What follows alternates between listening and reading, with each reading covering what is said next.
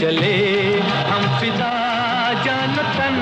हम लोगों को ये लगता है कि कलाकार जो होता है उसको सिर्फ अपनी कला से संबंध होता है, वो वहीं तक सीमित होता है। लेकिन नहीं, ऐसा नहीं होता, क्योंकि मैं तो एक देशभक्त कवि की और कलाकार की बेटी हूँ। तो मैंने तो देशभक्ति का जज्बा बचपन से ही अपने घर में देखा है।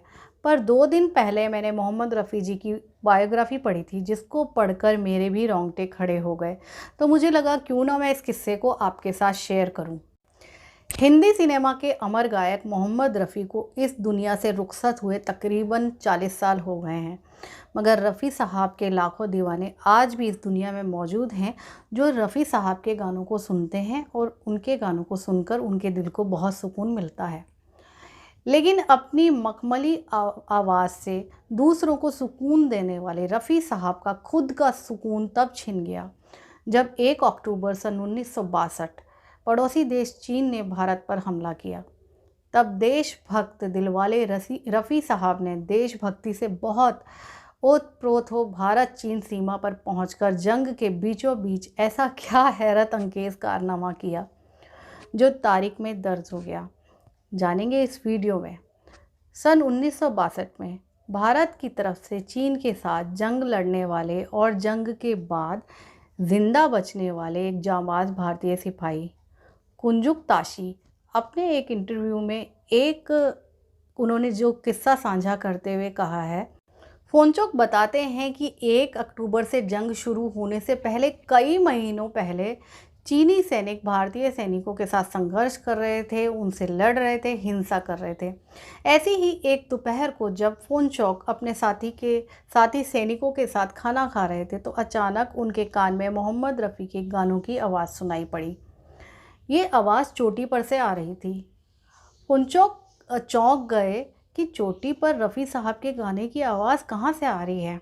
मालूम चला कि असल में चीनी सैनिकों ने पहाड़ की चोटियों पर बड़े बड़े स्पीकर्स लगा रखे थे। चीनी सैनिक उन स्पीकर्स पर मोहम्मद रफ़ी के गाने बजा रहे थे। अब तो ये उनका रोज़ का ही दस्तूर हो गया था। दोपहर का खाने का वक्त हो या रात को सोने का वक्त हो, अक्सर रफ़ी साहब के गाने बजाया करते थे। और ख़ास तौर पर तुमसा नहीं देखा, ये गाना तो वो ज़रूर बजाया करते थे। फोंचोक के मुताबिक चीनी सैनिक ऐसा इसलिए कर रहे थे ताकि वो भारतीय सैनिकों के साथ दोस्ती का झूठा दिखावा कर सकें।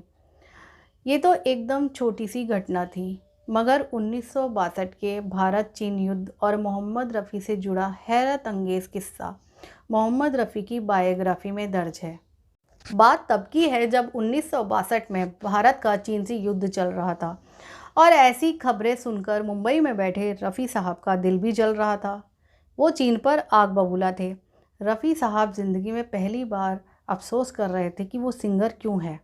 वो सोच रहे थे कि काश वो एक सिंगर ना होके एक सैनिक होते, तो आज इस मुश्किल वक्त में अपने मुल्क के लिए वो कुछ कर सकते। रफ़ी साहब अभी उधेड़-बुन में ही लगे हुए थे कि वो सैनिक क्यों नहीं हैं, वो सिंगर क्यों हैं, और वो सिंगर होने के नाते इस मुश्किल वक्त में अपने मुल्क के लिए क्या कर सकते हैं। अपनी इस दिल की बात को उन्होंने अपने दोस्त और मशहूर एक्टर दिलीप कुमार से साझा किया। दिलीप कुमार ने रफ़ी साहब से कहा, सिंगर होने के नाते तुम इस वक्त देश के लिए एक बहुत महत्वपूर्ण काम कर सकते हो। तुम सीमा पर जंग लड़ रहे जवानों की हौसला अफजाई कर सकते हो। रफ़ी साहब के दिल को दिलीप साहब की ये बात जच गई।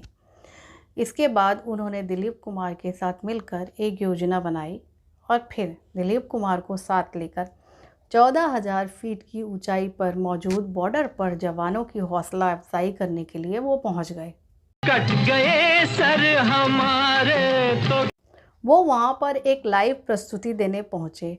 उन दिनों हिंदुस्तान पर रफ़ी साहब की लोकप्रियता अपनी चरम सीमा पर थी।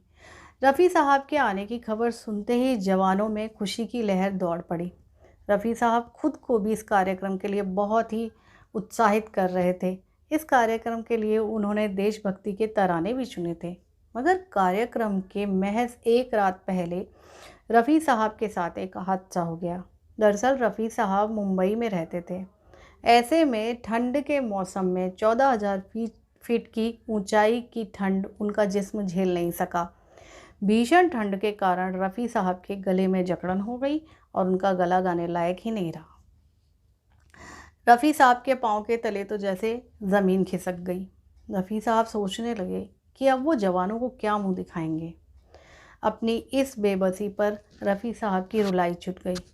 दिलीप कुमार उनकी हालत देखकर बहुत ही दुखी हो गए, लेकिन फिर भी उन्होंने रफ़ी साहब को ढांढस बंधाया और उनसे कहा कि उनकी माँ बचपन में जब उनका गला ख़राब हो जाता था तो उसको ठीक करने के लिए लौंग, काली मिर्च और शहद से बना एक काढ़ा पिलाया करती थी। वो अब रफ़ी साहब के लिए वही काढ़ा अब बनाएंगे। रफ़ी साहब ने उस काढ़े को पिया और दुआ की। इसके बाद लगभग आधी रात तक दिलीप कुमार रफ़ी साहब के लिए काढ़ा बनाते रहे और रफ़ी साहब काढ़े पे काढ़ा पीते गए। अगली सुबह जब रफ़ी साहब सोकर उठे तो उनके साथ एक चमत्कार हो गया था। मुंह धोने के बाद जब उन्होंने अपना गला साफ़ किया तो वो खुशी से झूम उठे क्योंकि उनका गला ठीक हो गया था। रफ़ी साहब दिलीप कुमार के पास पहुँचे और उनको गले से लगा लिया, यानी उनके गले से लिपट गए। दिलीप साहब ने भी रफ़ी साहब की आवाज़ सुनकर अपनी खुशी का इजहार किया। बस इसके बाद तो रफ़ी साहब ने अपनी शानदार आवाज़ से भारत चीन सीमा पर सुरों का ऐसा समा बांधा कि जवानों में जोश ही जोश भर गया। और रफ़ी साहब ने एक बार फिर साबित कर दिया कि रफ़ी साहब एक सिंगर ही नहीं है, एक देशभक्त कलाकार हैं। इस सारे घटनाक्रम पर आपका क्या कहना है? कमेंटिंग करके मुझे बताइएगा। कमेंट सेक्शन में कमेंट करके ज़रूर बताइएगा। बहुत सारी मोहब्बतों के साथ नमस्कार। राह कुर्बानियों